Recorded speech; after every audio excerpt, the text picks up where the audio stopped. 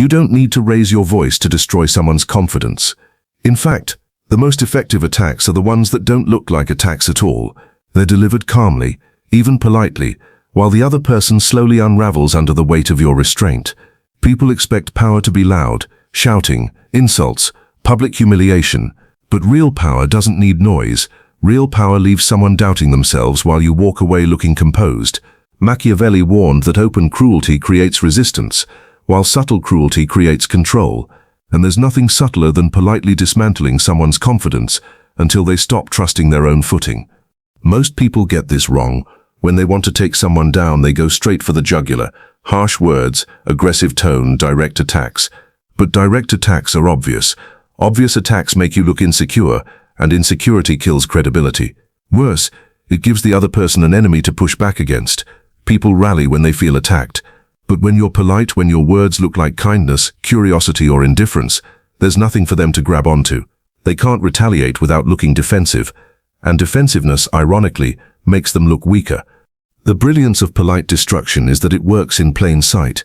You don't need to insult someone to lower their status. You just need to plant questions in their mind, quietly highlight contradictions, or withdraw approval at key moments. You don't tell them they're wrong. You let them wonder if they might be. You don't tell them they've slipped. You make them doubt whether they ever stood tall in the first place. Psychologists call this undermining confidence through suggestion. Machiavelli would call it strategy disguised as virtue. Think about it. Imagine someone brags loudly about their accomplishments. The average person argues or calls them arrogant. The polite destroyer simply smiles and says, "Interesting, how did you manage that?" Harmless words on the surface, but underneath it shifts the frame. It puts the burden of proof back on them. Now they scramble to justify, explain, defend. Every extra word they speak makes them look more insecure, while you sit back looking calm and curious. That's polite destruction. No insult, no conflict, just a seed of doubt planted so softly they water it themselves. Or take the classic move, strategic silence. When someone expects applause, you don't argue, you simply don't give it. You nod politely, but you don't validate. That absence of approval does more damage than any criticism. People live on validation, and when it doesn't come, they doubt themselves. The best part? You don't look like an aggressor. You look like you're just listening. They're the ones who collapse under the weight of their own insecurity. Machiavelli argued that perception is stronger than truth. Silence lets perception do all the work. Polite destruction works because it doesn't trigger resistance. Open insults wake people up, make them defend themselves, make them stronger. Polite undermining slides under their defenses. They can't fight back without admitting the wound exists. It's death by suggestion. And the more controlled you are, the more damaging it feels to them, because nothing is more humiliating than being dismantled by someone who never even raised their voice. This is why powerful leaders, negotiators and manipulators favor politeness over aggression. In business, the CEO doesn't scream at subordinates. He asks calm, cutting questions that expose flaws. In politics, the most devastating attacks are delivered with a smile. In relationships, the cold indifference of polite silence often shatters confidence more than anger ever could. The surface looks civil. The effect is lethal. And here's the dark humor. People usually don't realize what happened until much later. They walk away from the interaction smiling, then later that night, replay it in their head and feel the sting. That's what makes it Machiavellian. Loud humiliation makes you look like a tyrant. Polite humiliation makes you look reasonable, while the other person slowly crumbles in private. You leave the scene with your hands clean, your reputation intact, and their confidence in pieces. The truth is, polite destruction isn't about cruelty for its own sake. It's about efficiency. Why waste energy yelling when silence, faint praise, or a calm question does the work for you? Why risk open conflict when you can make someone destroy themselves with their own words? Machiavelli advised rulers to conserve strength and use cruelty rarely, but decisively. This is that principle applied in conversation. By the end of this breakdown, you'll see the tactics laid out, 10, 11, maybe more, each one a different way to politely erode someone's confidence while looking calm, collected, even likable. These aren't childish insults or petty jabs. They're surgical cuts, delivered with a steady hand. Some will look like compliments, some will look like indifference, some will look like questions, but all of them have the same effect. They plant doubt. Doubt in the mind, doubt in the ego, doubt in the confidence that once looked untouchable. Because that's the real Machiavellian insight. You don't need to destroy someone's reputation in public. You just need to make them doubt themselves in private. Once the doubt sets in, they'll do the rest of the work for you. And the politest part? You can still smile while they unravel. Most people destroy confidence the wrong way. They go in loud, obvious and direct, and end up proving they're insecure instead of powerful. Watch how it usually plays out. Someone gets threatened by another's confidence, so they lash out with insults, sarcasm or aggression. The room sees it for what it is, insecurity. Even if they land a few blows, they look weak because they showed they were rattled. And worse, their target now has an enemy to rally against. Nothing makes people stronger than being openly attacked. It gives them clarity, something to push back on, even sympathy from bystanders. The Machiavellian way is the opposite. You never give people clarity. You never give them a clear attack to fight back against. Instead, you dismantle quietly, with politeness. Every smile, every calm remark, every measured pause makes them unsure if they're being criticized or complimented. That uncertainty is what does the damage. Because people can defend against insults, they can't defend against doubt. Think about it. If someone yells, "You're wrong," the target can fight back. But if you politely ask, "Are you sure about that?" the damage sinks deeper. No direct attack, no proof of hostility, just a seed planted in their mind that forces them to reconsider. And once doubt enters, confidence cracks. It's why interrogation experts ask calm questions instead of making accusations. Accusations create resistance. Questions create collapse. Machiavelli would nod here. He wrote that men are driven more by the appearance of reason than the force of truth. Politeness gives you that appearance of reason while still cutting them down. The other mistake people make is overplaying emotion. They think passion shows strength, but passion reveals weakness. It shows you care too much, that you're invested in winning. The untouchable never look invested. They look calm, polite, above the conflict. And that calmness alone shakes confidence. Because when you remain polite in the face of aggression, the aggressor starts to question themselves. Why aren't they reacting? Did I go too far? Do they know something I don't? Their own mind becomes the weapon you use against them. Politeness disguises power because it feels harmless. People don't expect to be dismantled by a smile, by silence, by a question. They're prepared for insults. They're prepared for arguments. They're not prepared for someone who makes them feel insecure without ever raising their voice. That's why the most ruthless leaders in business and politics rarely shout. They don't need to. They nod, they smile, they ask one cutting question, and the room does the rest. It's not just strategy, it's theater. The polite person looks like the bigger man, the reasonable one. Meanwhile, the target is unraveling in real time. And here's the dry humor. People will even thank you while you're destroying them. A faint compliment here, a polite nod there, and they'll smile while doubting themselves later. That's the elegance of polite destruction. It doesn't look like cruelty. It looks like civility. And because it looks like civility, no one calls you out. You walk away untouched, while your target is left confused, doubting, and increasingly insecure.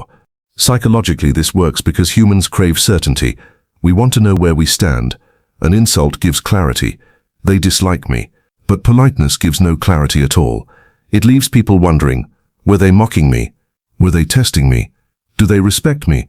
Or did they just cut me down without me realizing? That endless questioning eats confidence alive.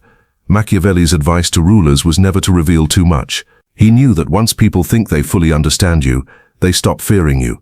Politeness ensures they never fully understand you. The final mistake people make is thinking destruction requires hostility. It doesn't. Hostility draws attention. Subtlety hides in plain sight. The polite destroyer doesn't look like an enemy. They look like a mirror. They reflect just enough doubt back onto the target that the target destroys themselves. It's like poisoning a well. You don't need to fight openly. You just need to let the poison work slowly while everyone else believes the water is clean. So here's the setup. If you want to destroy someone's confidence politely, you can't do what everyone else does. You can't go loud, direct, or emotional. You can't show you're trying to win. You must do the opposite. Appear calm, reasonable, even generous. The attack hides under the surface. Because polite destruction doesn't make enemies, it makes confusion. And confusion, as Machiavelli knew, weakens more than fear itself. Now let's get into the actual weapons. The polite confidence killers. The strategies that look harmless on the surface, but dismantle people when used with precision. Think of these as scalpels, not swords. They don't cause visible blood, They leave invisible cuts that make someone question themselves long after the conversation ends. 1. The surgical compliment. This is the compliment that cuts both ways. You say something that sounds nice, but has a built-in comparison, limitation, or doubt. For example, you explained that better than I expected. Or, that was a bold move. I don't think I'd have the courage to risk it. To everyone else, you sound supportive, but to the target, it's loaded. Better than expected? So what did you expect? Courage to risk it? So was it actually reckless? The brilliance here is that you don't need to explain. The compliment looks clean. They'll do the dirty work in their head, replaying it over and over. Machiavelli noted that men are more offended by the suspicion of insult than by the insult itself. This tactic weaponizes suspicion. 2. The calm question. Never underestimate the polite question. It's the simplest way to make someone unravel without raising your voice. When someone makes a bold claim or tries to dominate a room, instead of challenging them, you simply tilt your head and ask, "Are you sure?" or "What do you mean exactly?" The power is in the tone, calm, curious, polite. Suddenly the confidence shifts. They're forced to explain themselves, to over-justify, to expose cracks in their own reasoning. The more they explain, the less certain they look. Silence works as your ally here. Ask the question, then shut up. Let the silence choke them. Machiavelli wrote that the wise man does at once what the fool does finally. The fool argues, the wise man asks one question, and the target does the rest. 3. The reframe. This one is devastating because it looks like you're helping. Reframing means you politely reinterpret someone's statement in a way that makes them look smaller, insecure, or less impressive. If someone brags, "I worked all night to get this project done," you smile and say, "That shows how dedicated you are, though I wonder if maybe you took on too much." Boom! Their pride is flipped into a flaw. Or if they say, "I'm always honest with people," you nod and reply, "That's good." Sometimes people who say that are actually hiding things, but in your case I'm sure it's real. That little "in your case" leaves them second-guessing. You never denied their claim, you just reframed it, and now their confidence has a shadow cast over it. 4. The strategic silence. Politeness isn't always about words. Sometimes the deadliest move is silence. When someone expects a reaction, laughter, applause, agreement, and all they get is your calm silence, it rattles them. You don't roll your eyes, you don't frown, you just stay politely still, maybe a small nod, nothing more. The absence of reaction is louder than any insult. It forces them to fill the space, to wonder why you didn't respond. Was it not funny? Did I sound stupid? Did I mess up? Humans are wired to fear social rejection. Silence, delivered politely, is rejection without hostility. It feels like exclusion. Machiavelli would love this tactic because it costs you nothing, but gives you complete control of the frame. Notice the common thread in all 4. You're not fighting. You're not insulting. You're not being obvious. You're polite, calm, even supportive on the surface. The destruction happens internally, inside their own head, and that's why it's so effective. Because confidence isn't destroyed by external attacks. It's destroyed by internal doubt. Here's the humor. People will often thank you after you cut them. They'll laugh nervously, nod, maybe even say, "That's true, I didn't think of it that way." Meanwhile, their confidence has just taken a hit that will echo long after the moment ends. They'll lie awake later, replaying the exchange, trying to figure out what you meant. That's when you know you've succeeded, when the destruction continues without you having to lift another finger. These 4 are your opening tools: the surgical compliment, the calm question, the reframe, and strategic silence. Each one is polite. Each one is deniable. Each one leaves your target unsure if you attacked them at all. And that's exactly the point. Now let's move into the sharper weapons, the polite traps, the exposure moves, and the status shifters. These aren't flashy. They don't announce themselves. They're invisible daggers wrapped in manners. You won't raise your voice. You won't insult. You'll simply use human psychology against itself, and the target will do the heavy lifting of destroying their own confidence. 5. The polite trap. A polite trap is when you agree too much. Someone makes a claim or boasts, and you nod with exaggerated calmness, as though they've just revealed something profound. Then you lean in, maybe even encourage them. "That's fascinating, tell me more." The trap isn't your words, it's what they'll do next. Over-explaining, over-defending, exposing their own weakness. Confidence thrives when it's concise. It dies when it has to keep talking. Every additional word becomes a liability. Machiavelli understood this when he said rulers should rarely speak unless necessary, because silence preserves power. By flipping that logic, you let your target bury themselves under their own words. You didn't attack, you just listened. 6. The gentle exposure. This one works best in front of others. It's not humiliation, that's too obvious. It's polite exposure. You frame a question or a remark that highlights a gap without directly calling it out. Imagine a colleague boasting about their experience. You smile and ask, "That's impressive. How did you get around the problem of specific detail?" If they know the answer, they look competent. If they stumble, they've just exposed themselves without you ever attacking. Everyone else sees the stumble. You're still smiling politely. To the group, you look curious and supportive. To them, it feels like the ground just gave way. And here's the kicker. Once exposed, even slightly, they'll scramble to recover, which usually makes it worse. Politeness keeps your hands clean while their confidence unravels publicly. 7. The subtle status shift. Status is fragile. It's the air confidence breathes. All you have to do is shift the air slightly, and they choke on it. The subtle status shift is when you politely reposition them without direct insult. For example, if someone is trying to command the room, you thank them politely for their input, and then turn to someone else for their opinion. No insult, no conflict, but suddenly they've lost the frame. Or you use polite language that frames them as junior. That's a fresh perspective. It reminds me of when I first started thinking about this problem years ago. Translation: you're the apprentice, not the master. Delivered calmly, it sounds like mentoring. Inside, it lands like a dagger. Machiavelli wrote that men sooner forget the death of their father than the loss of their patrimony. In modern terms, people will forgive insults faster than they forgive status loss. Status loss lingers, and when it's delivered politely, they can't even fight back without looking insecure. What makes these 3 tactics so powerful is that they don't look like attacks.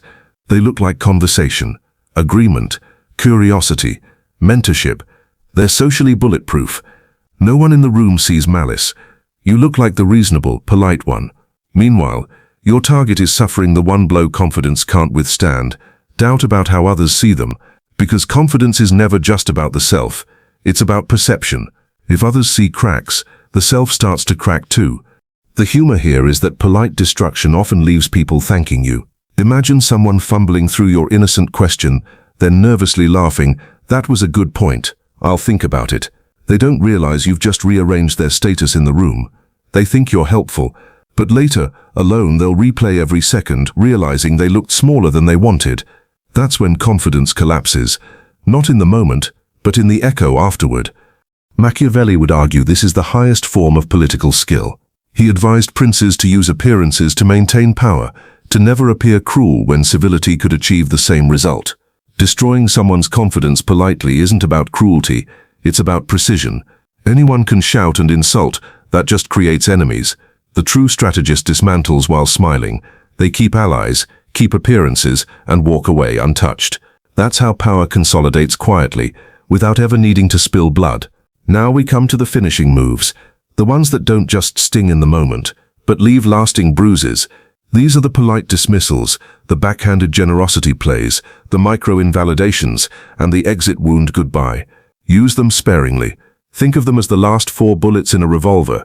If you fire them too often, everyone notices, but used once at the right time, they're unforgettable. 8. The polite dismissal. Confidence feeds on attention. Take away attention, and confidence collapses. But you don't do it rudely, you do it with courtesy. Someone makes a grand point, and you nod, smile, and say, "Interesting. Anyway," and smoothly move the conversation on. No debate, no rejection, just polite dismissal. The hidden message: what they said wasn't worth dwelling on. In group settings, this is lethal. It feels like you've pressed the mute button on them while staying perfectly civil. Machiavelli warned that men are driven more by fear of loss than by hope of gain. A polite dismissal makes someone feel they just lost relevance, and relevance is the oxygen of confidence. 9. The backhanded generosity. This is where you give, but in a way that shrinks them. Imagine someone showing off a new skill. You clap lightly and say, "That's great, let me know if you ever want tips," or you offer help before they ask. I know it can be tricky, but don't worry, you'll get there. On the surface, it's generosity. Beneath the surface, it frames them as lesser, needing your guidance.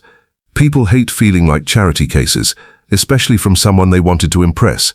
Yet they can't call you out without looking ungrateful. You walk away as the supportive one, while their pride quietly burns. The brilliance here is that generosity, when backhanded, doesn't inspire gratitude, it inspires doubt. 10. The micro-invalidation. This is death by 1,000 cuts. Instead of attacking big statements, you politely chip away at small ones. They share a story, and you correct the tiniest detail. "Oh, wasn't that in March, not April?" Or they make a point, and you nod but adjust one word. "Right, but it was more of a suggestion than a demand, wasn't it?" None of these matter. That's the point. The accumulation makes them feel like nothing they say is fully correct. It's not hostility, it's precision interruption. Machiavelli knew that repeated minor wounds eventually collapse morale more than one big strike. Confidence is built on certainty of voice. Micro-invalidations make them doubt even their smallest facts. And if they protest, they look petty, like they can't take correction. You've already won. 11. The exit wound. Goodbye. This is the closer. When it's time to leave the interaction, you leave them with a polite line that undermines everything they just did. If they've been bragging, you smile warmly and say, "You're always so entertaining." If they've been trying to dominate, you nod and add, "You've given me a lot to think about." Sounds nice, but entertaining reframes their pride as performance. A lot to think about implies confusion, not clarity. These polite goodbyes don't land instantly. They detonate later, when the person realizes you reduced their effort to theater or contradiction. And the beauty? You're gone. You can't be challenged. It's the final word, and confidence hates not having the last word. Each of these 4 tactics operates with the same principle. You stay polite, the destruction happens internally. You never shout, you never insult, you never make it obvious. You keep your hands clean, your reputation intact, and your target wondering if they just lost ground or if they're imagining it. That uncertainty is the real weapon. Machiavelli wrote that rulers must learn how not to be good when circumstances require it. These tactics are the polite, social version of that principle. They allow you to undermine without appearing malicious, to dominate without appearing domineering. And here's the dry humor in all this. Society rewards politeness. People will walk away calling you gracious, calm, even helpful, while the person you cut up inside feels smaller, less sure, less stable. They'll smile at you in public and resent you in private. That's not an accident. That's the design. Because the surest way to destroy confidence isn't to scream at it. It's to politely nod, smile, and place a seed of doubt that grows long after you've left the room. By now you should see the theme. Confidence doesn't collapse under open assault. It collapses under quiet, polite pressure. It doesn't shatter like glass. It erodes like stone, slowly, invisibly, until one day the surface caves in. And if you've played your role well, no one will ever trace the collapse back to you. You'll just be the polite, reasonable one who always knew how to smile. At this point, you've seen the full arsenal, the faint praise, the surgical compliment, the polite silence, the reframing, the micro-invalidation, the exit wound, goodbye. All of them polite, all of them devastating.